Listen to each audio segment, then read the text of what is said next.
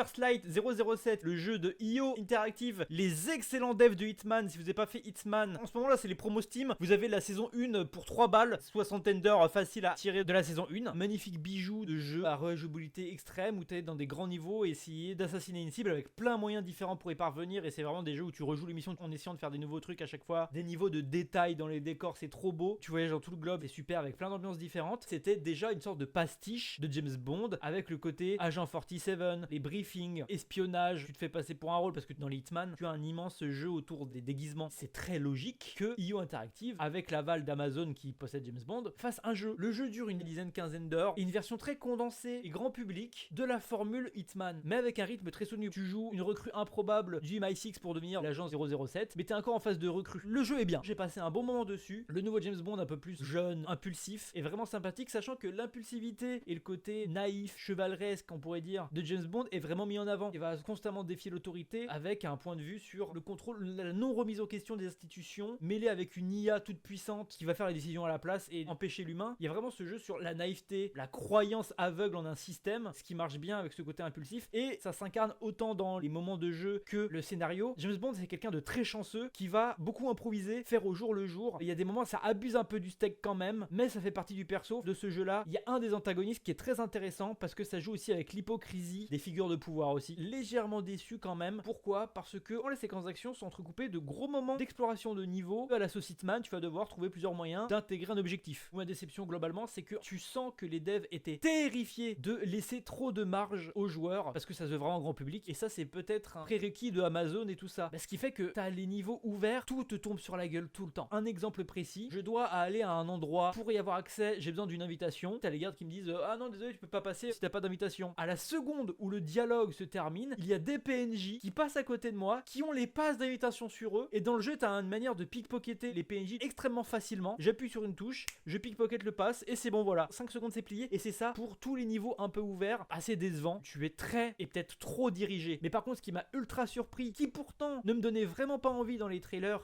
c'est ces gameplay action en termes de frénésie de l'action et même d'agentivité que tu peux avoir dans les combats. C'est hyper riche, déjà retranscrit dans les sensations de jeu avec le son design, les animations et ce genre de choses. C'est hyper nerveux. Tu peux par exemple balancer ton arme, puis après utiliser un flash chez quelqu'un, courir chez quelqu'un d'autre, le prendre comme bouclier humain, puis te taper. C'est extrêmement réussi et qui vient avec ce que je disais sur ce côté impulsif et improvisateur du personnage de James Bond, parce que le jeu est aussi découpé en plein de grosses salles où tu peux jouer comme tu veux. Tu peux jouer full infiltration ou juste action, tu butes tout le monde. À la prochaine salle, tu vas pas avoir de gros niveaux imbriqués à la Dishonored. Donc ça c'est vraiment agréable.